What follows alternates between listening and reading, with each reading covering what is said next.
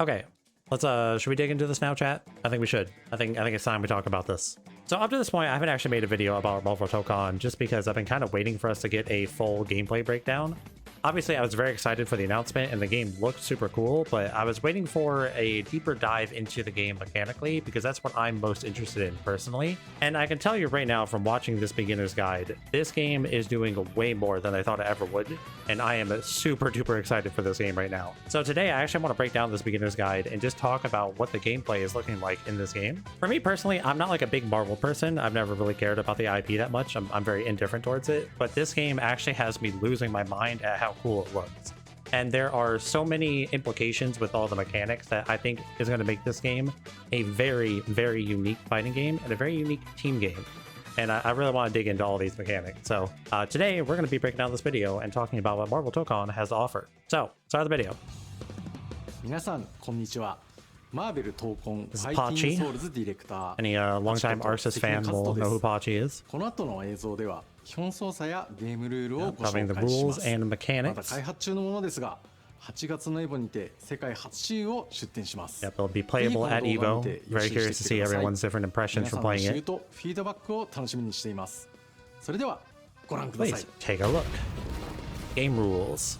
Battles are 4v. So real quick, normally the way I would do this is I would let the video play out and then we'll go back through it. I'm not going to do that. We're just going to like stop whenever I have something I want to talk about. If you want to watch the video on pause or anything, I'll have a link to that in the description below. This video, we are just analyzing things. 4 in a 3 out of 5 round format. The Oh, this game looks so good, man. Share a single vital gauge. So immediately, this is already something we need to talk about. I think this is like something very unique about this game compared to, most other team games. Dude, look at this smear frame.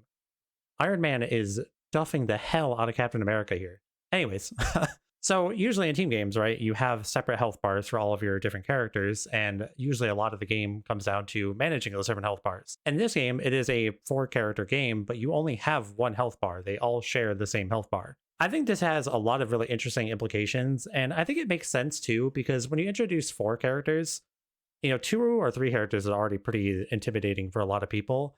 I think this was done because, 1, it makes the game just easier for people to play. You don't have to manage as many characters. This has a dramatic change on how you play your team because your characters can't die, right? Your characters are always available to you. And this also means that you can essentially just play whichever character on your team that you want to. So you no longer have to like cycle characters based on their health values. You can try to cycle characters based on what matchup do you think would be best for the current situation. Are you like running offense? Do you want like a mix-up character in? Maybe you want to be playing, neutral, so you're picking like a very neutral focus character. And as we'll see through this video, the assist your character has actually depends on what slot they're in. So I think it was a change that came from for the sake of making the game more approachable, but it also has a lot of really interesting and fun gameplay implications that I'm really excited to dig into. I think the most fun thing about a team game is actually comprising your team. Like, what do you want your team to do and developing your team strategy? I think that's what team games are really about. And I like this type of mechanic because it's something we haven't really seen in a team game before. Is achieved by reducing the opposing team's vital gauge to 0, earning you a round win. Yep. The team who takes Typical 3 fighting game rounds stuff. first wins the God, match. the game looks so cool, man. I love how it animates. The assemble gauge sits The just below assemble the vital gauge. gauge and is used for assist-related mechanics. So this is essentially the way that they are like limiting your assists, right? So instead of like your characters themselves having like a cooldown on them, you just have an assist gauge. And basically anything you do with the team-based mechanics are going to involve those gauges. It's going to cost at least one of them. So that's like the main resource you're going to look at. On the bottom of the screen, you can see your skill gauge. This is needed to So we have the perform skill powerful gauge. skills with your lead character. The first round of a match starts off in a 2v2 format. So basically what they're getting at there is this is essentially just like the tension gauge or EX bar, whatever you want to call that. And as I'll go over in the video, there's actually a lot of different uses for meter in this game, which is really fun to see. I love resource management in fighting games. And it kind of makes sense too that they'd want to focus on this side because you don't have the management of your character's health bars. So to replace that, you're going to have a more traditional like EX gauge to watch over, which is pretty cool. Character. The first round of a match starts off in a 2v2 format. This is the big thing, dude. Executing Oh a my god. successful throw or landing certain special moves in just the right location sends the opponent Oh, the flying animations are too and sick. triggers a stage transition, reuniting you with your third and then fourth ally. Oh, it's too cool. Okay, so what they're getting at here is maybe the biggest gameplay mechanic that I was not really anticipating. So I said it's a 4v4 game, right? Because it technically is. You don't start the fight with all 4 of your characters. You actually only start with 2 of them. This has all sorts of implications on how you want to build your team, because if you're only going to have the 1 assist available, you may want that character to be the first or second character on your team. But as we'll go over later, the position of the character actually determines what assist they have. So the big thing here also is the focus on essentially wall break as a mechanic, right? So that's like a big thing that Strive added. Strive has wall breaks as a mechanic, and they added it to this game, but I want to say that it has even heavier gameplay implications than it would in Strive, which is kind of crazy to say. It's very much a big deal in that game. So here you have several ways to break the wall, essentially. They mentioned throws and certain other moves will break the wall. And when you do that, you get this like cool animation with like the comic book pop up and everything. Very cool. And whenever you break the wall with whatever move, that is actually what gives you access to your additional team member. This is really interesting because the only way to get a team member is effectively to hit your opponent. By hitting your opponent, you're rewarded not just with like positioning and Oki and obviously dealing damage to them, you're also getting a team member back from it. This has just like tons of implications on how we might end up wanting to play this game and how we might end up structuring our combos. Especially, your combo routing might change early in the game because you want to unlock your other characters. Whereas later in the game, when you already have them unlocked, you probably don't care about that as much, right? So this might even just change your combo selection throughout the match, which I think is always super fun. I'm really curious how the wall break is going to work entirely, because they don't go super in detail about it, I don't think. And the main thing I'm curious about is, as they show here, when you break the wall with throw, you don't get Oki afterwards, right? You just go back to neutral as you would in like Strive, for example, but you get your team member. Yeah, I love Doom. I didn't even notice Doom just walking in the background. He was walking by. He's like, yeah, just call me if you need me. Anyways, continue onwards. Oh, hold on. I gotta turn the audio back on. Transition, reuniting you with your third and then fourth ally. Yep, so all the boys show up. I love that it's called Your the assemble allies gauge, also by the way. meet It's up not the with team you gauge, it's when the you slam assemble opponent gauge. into the stage corner or lose a round. So right there is actually a very interesting detail that we see. When Iron Man gets hit here, he's wall stuck. So there's actually 2 interesting things here. So first of all, he gets wall stuck from both of these attacks hitting him. But more importantly, I noticed Captain America hits Iron Man and that wall sticks. My camera's kind of in the way. Let me move a little bit.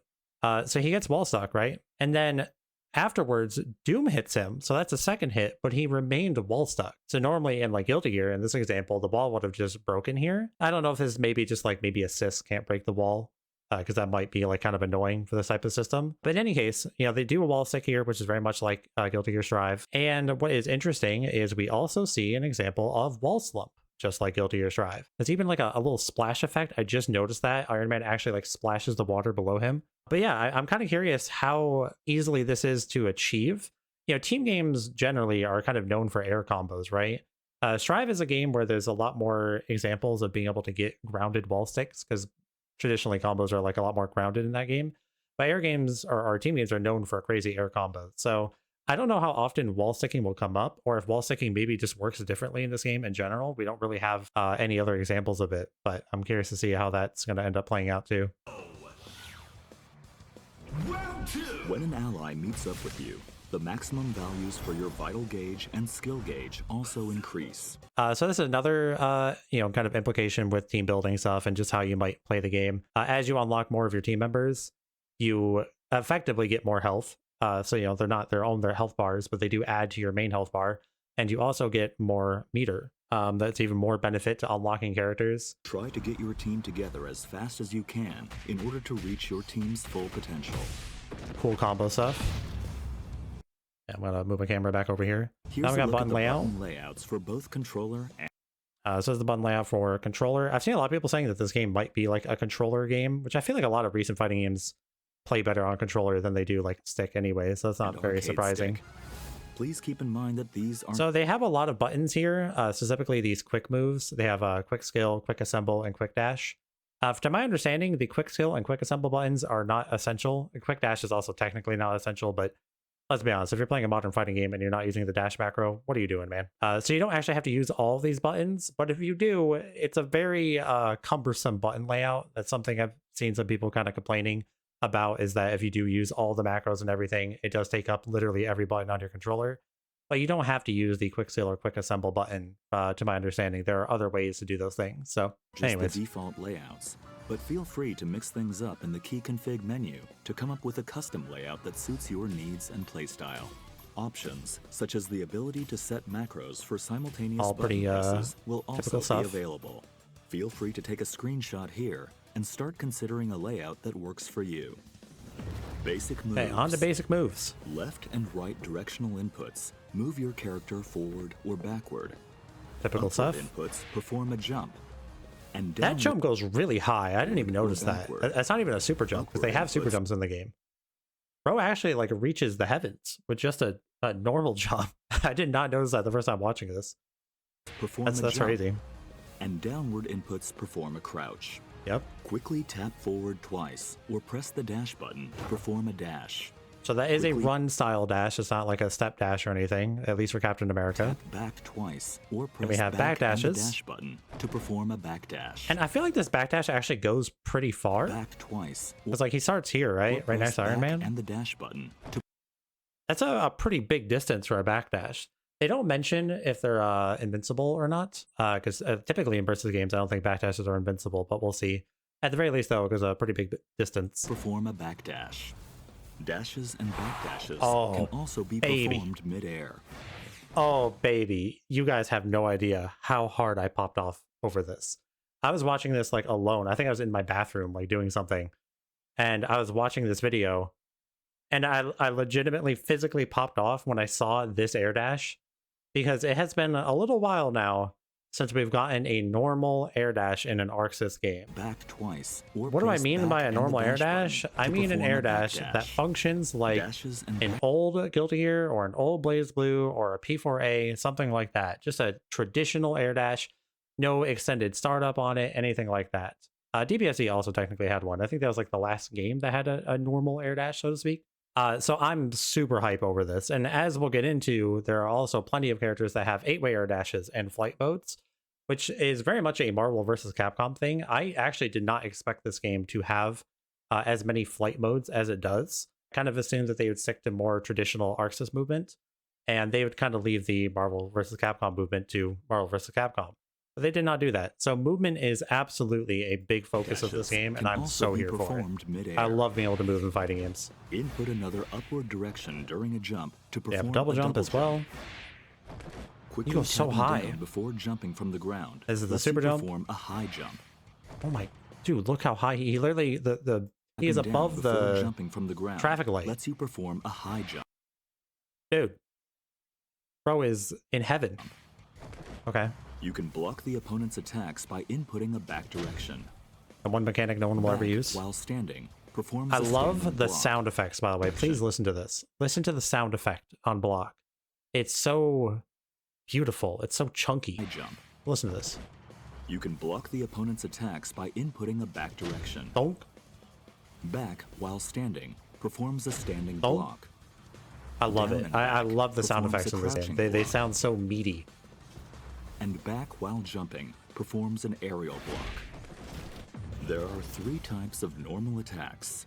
We actually Right. do learn something kind of important here, by the way. When Captain America air blocks here, Block. notice how he just kind of like And falls to the back ground. while jumping performs an aerial block. So he air blocks it like this, and he just like sinks like a brick.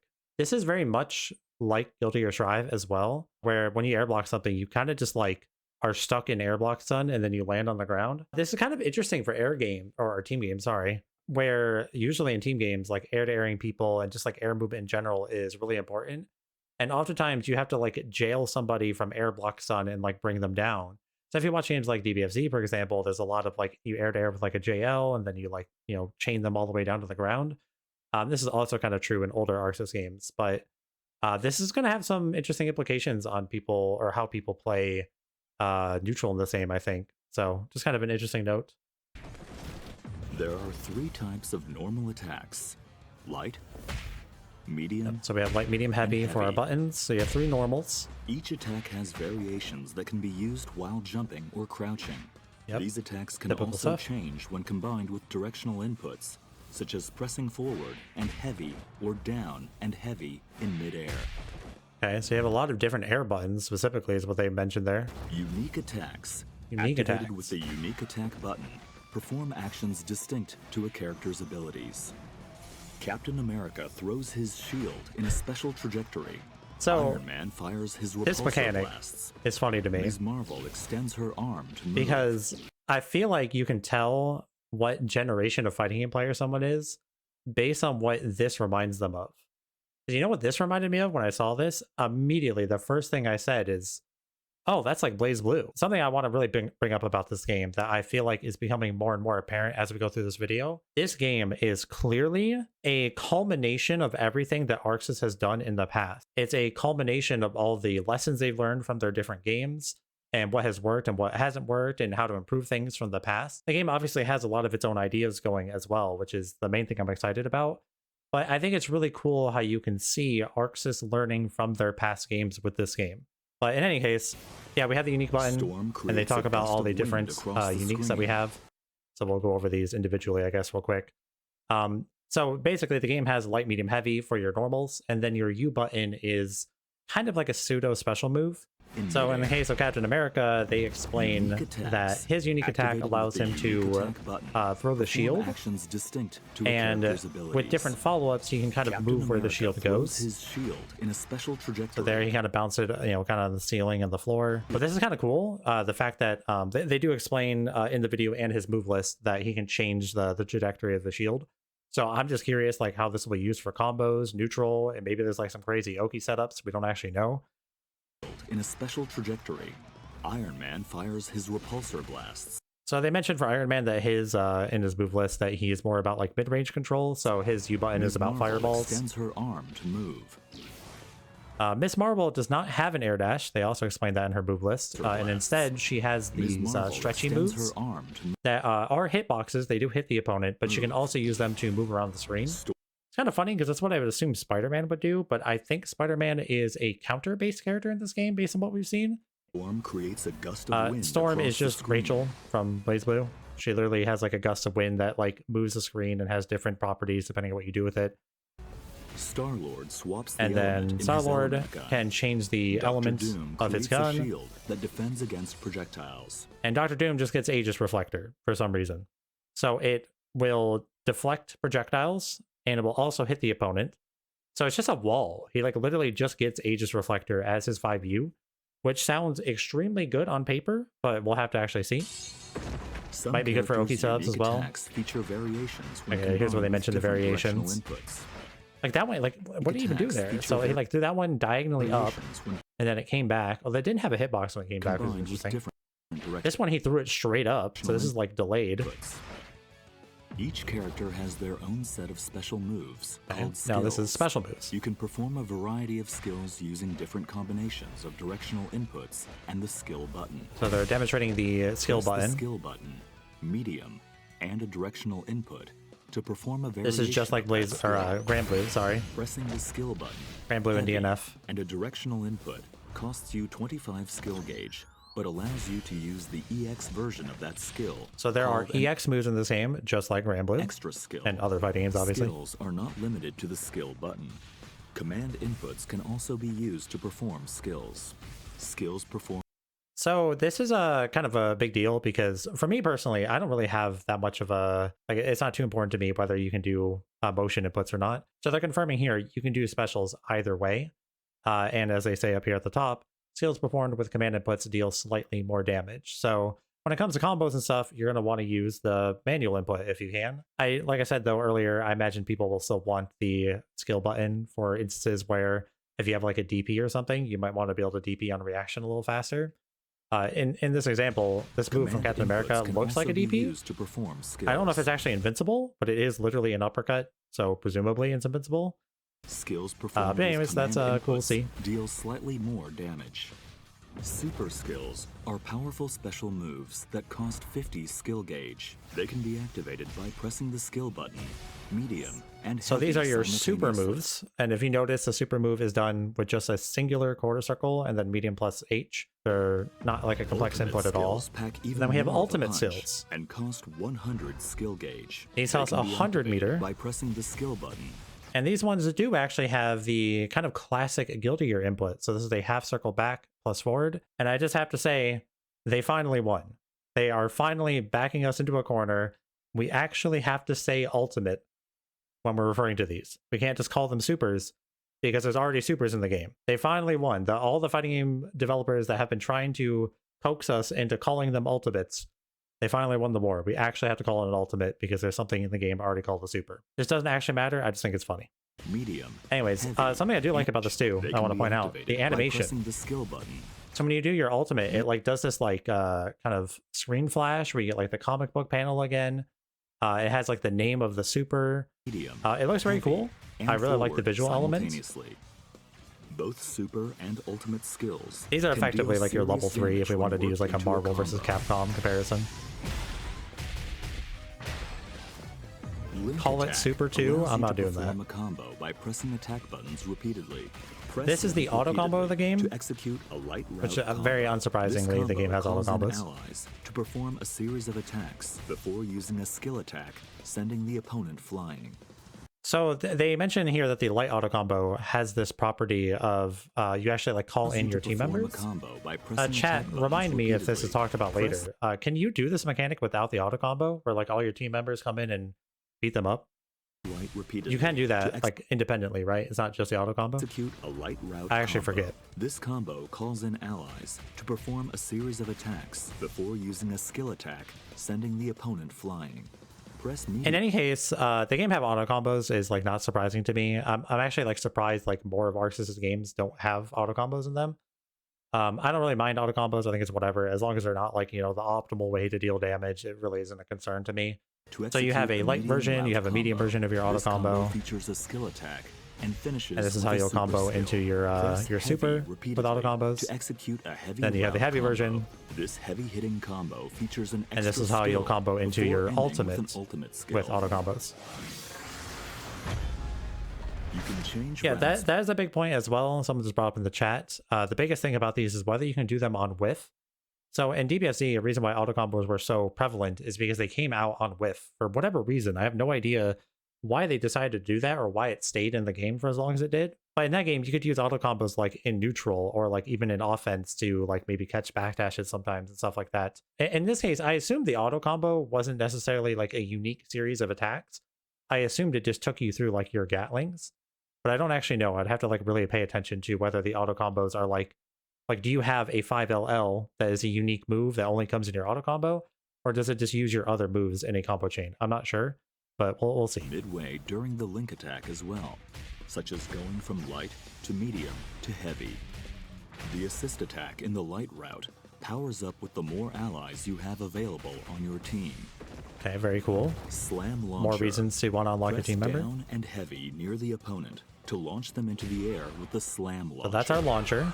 After launching the opponent, you have a set duration of time to perform a series of follow-up This is attacks basically a while dust combo midair. from Guilty Gear. With a few attacks in, press down and heavy to perform a powerful knockdown. Then you have your spike. So this is obviously just very reminiscent of Dusts in Guilty Gear. But also in team games, you know, naturally you have a launcher into an aerial combo. So they kind of work them just both into the game, you know? It's like a team game thing and it's a Guilty Gear thing. And the Or animation's forward very and heavy to trigger similar a to Dust, blowback I would say. attack. And they show here that you can Down. effectively Or wall break the forward and opponent from heavy these to as well. trigger a blowback attack. And now they say you can use 4+ heavy to trigger a blowback attack. But I don't know, does that mean this wall breaks from anywhere, or do you literally have to be near the corner for it to break still? They didn't really clarify that. Just kind of an interesting point. Assemble assist, activated with combinations of the assist button and different directional inputs, can perform a variety of team actions. So these are your assists. Press the assist button, or assist and forward, to summon your ally in the first slot. Press down and assist to summon your ally in the second slot. And Yep. press back and assist to summon your ally in the third slot. So the thing that they're about to explain, I think, is really, really interesting, and I just want to highlight it. You can also swap with your ally character by holding the assist button. Oh, this is when the active calling in tag, the ally. effectively. I forgot they talked about this first. You can swap in your ally by pressing the assist button when an assist attack hits or during your ally's standby animation. Just typical If tag you've stuff at this summoned point. multiple assists, you can tag in with the last ally called in. A tag That's an cannot important detail. So you can only active tag to the most recently called assist. So if you have multiple on the screen, you don't get to pick which one. It's just the recent one. I think that's good. Probably cause a lot of complications if you could pick. be performed if either your lead character or ally are hit by an opponent's attack during the assist. Usual stuff. There are various types of assemble assist actions. Yeah, this is the big part they're assist going to talk attacks about. will change depending on the slot each ally is in. If an ally is summoned in mid-air, or after performing an attack with the lead character. When calling an assist while on the ground, the assist attack type is determined by which slot you are calling in.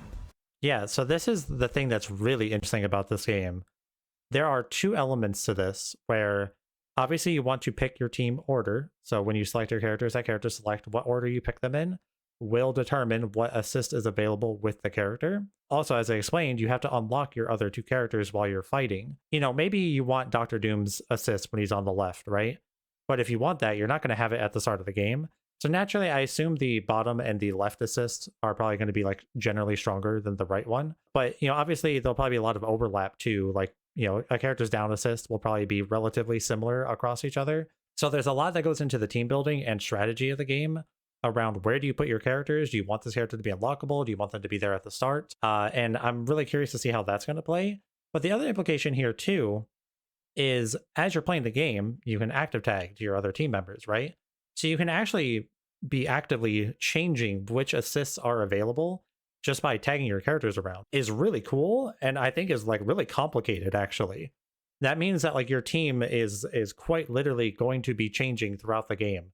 Despite the fact that they don't all have their own health bars, I think this game still is very much highlighting that it is a team game and you're going to have to play around with the order of your team. And that is what encourages you to tag in and out. So I think for like just ease of use and, you know, ease of access to playing the game, a lot of people can just pick up the game and play their favorite character, whatever character they feel the most comfortable with, and they can just use their other characters as assists, which I think is a really good accessibility thing because a lot of people struggle to get into team games because they don't want to learn, you know, 2 characters or 3 characters or 4 characters. In this case, you can learn your characters at your own pace.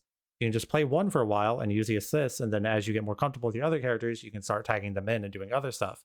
And then when it comes to high level play, you're encouraged to be swapping around your characters because you probably want to achieve certain assist orders depending on what you're looking to do, whether it's play a neutral or do combos or, you know, go for setups, whatever it may be.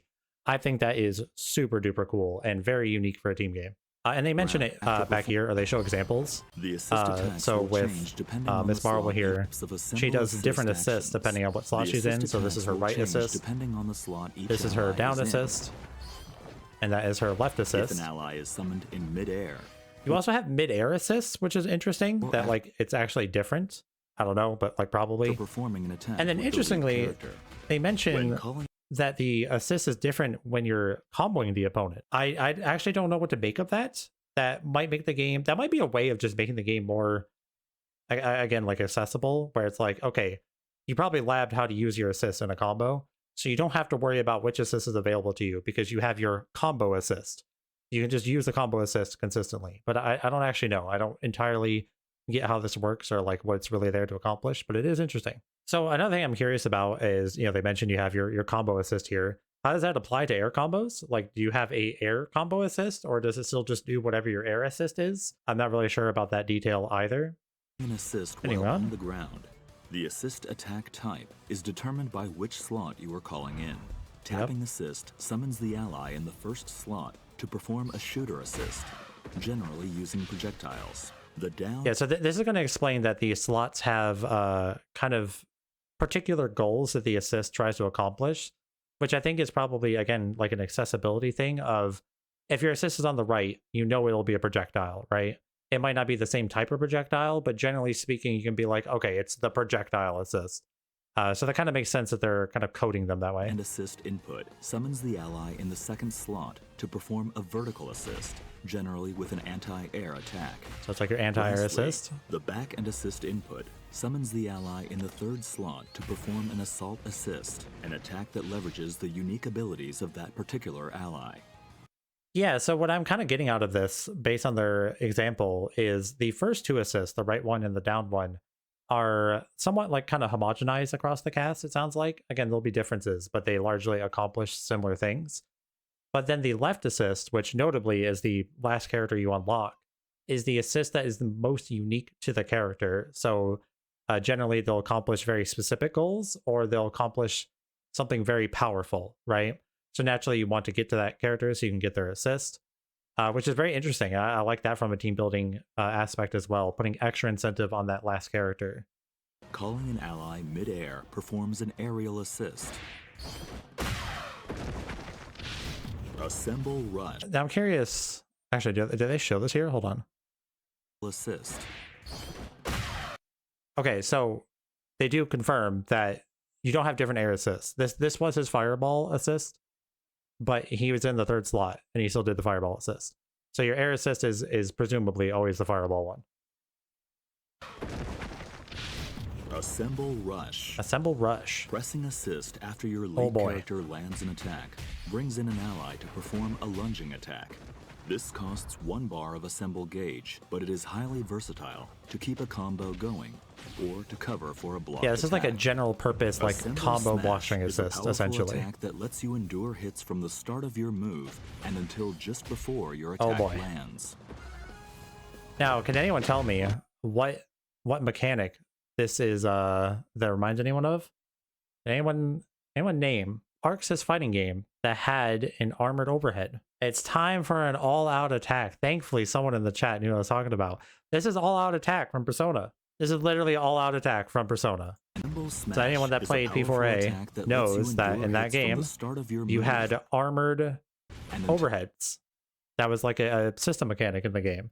They didn't necessarily go this far forward. This is a little bit more like, if I had to make a comparison that isn't AoA, it's a little bit more like Drive Impact. It's like a forward advancing armored thing.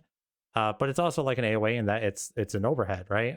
And it still doesn't go that far, I guess. Is a powerful attack like it doesn't advance that far ultimately. You go a little bit. Honestly, that might even just be Captain America and not really the mechanic, if that makes sense.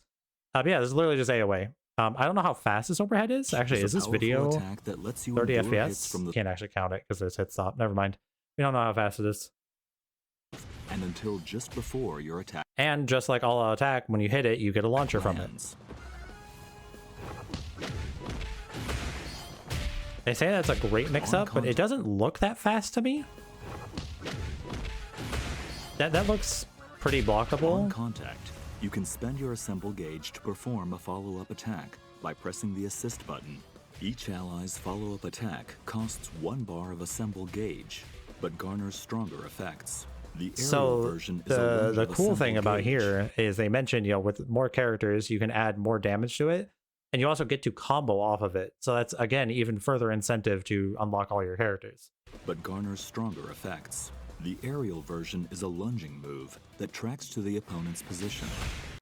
Now, does anyone know what mechanic this reminds me of? This is a little bit more of a recent fighting game. I'm sure a lot of people will instantly think about. This is definitely just Super Dash. Oh, it doesn't have armor. It can nullify projectiles. Okay.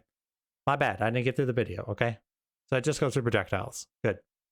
I'm actually glad to hear that, because I was not looking forward to dealing with a aerial armored move. But yeah, so you have kind of like a Dragon Rush. I don't know how good the tracking is on it. Like, Dragon Rush had the most absurd tracking I've ever seen in a move in fighting game history. The lunging move. This went relatively straight. They don't really show, like, does it track super well? So I am curious about that one. Assemble counter. And obviously it does cost meter, unlike Dragon Rush. Or Super Dash, sorry. Press assist, light, and back. Okay, so this is a big one I want to talk about as well. The other thing that really stood out to me about this video, other than just the team mechanics themselves, are these defensive mechanics. These look very interesting. Press assist, light, and back simultaneously to perform an assemble counter. This costs 1 bar of assemble gauge to activate, but So it costs a endures resource. attacks directly after activation and performs a counterattack with an ally. Use this with caution though, as it leaves you vulnerable if it whiffs. So this kind of reminds me of like V-Shift from SF5, which is like a late game mechanic that they added to that game, where it's like a backdash that causes a follow-up if it's triggered, but you can just hard bait it and then like whiff punish it as the attacker. But it seems Use this pretty with good. caution, though, as it leaves I'm not really sure if it's like frame 1, like does it just, immediately have like parry properties? I don't actually know.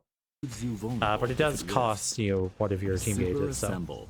Pressing a direction and assist during a super skill calls in an ally to perform their super skill. After the attack, the called in ally will be swapped in as the lead this is just character. DHC showing you can do Super team assemble supers. can be performed up to 2 times in a row, making it an effective option, capable of unleashing 3 characters' super skills in one fell swoop. It costs 50 skill gauge each time to activate, so keep an eye on your gauges when you go for it. Crossover is a defensive technique that calls in an ally to cut in while you block. This can be executed by inputting assist and light while blocking. This one also and seems is a strong. great option to go on the offense, as it lets you interrupt the opponent's I like the attacks. like animation for it However, too. The opponent can counter this with their own crossover reflect. Yeah. Crossover reflect can be performed by pressing assist and light during the opponent's crossover. If you execute a crossover reflect at the last moment, this becomes a perfect reflect and triggers a counterattack against the opponent and their ally. So we have like actual parry mechanics at this point. So the thing about this mechanic is it seems good initially when you see it, right? Because you can just use crossover and it seems generally like they can't really counter it. I don't know what type of invincibility it has. I don't know if there's a way to like cover it with assists or anything, but they show you have the, kind of counter crossover.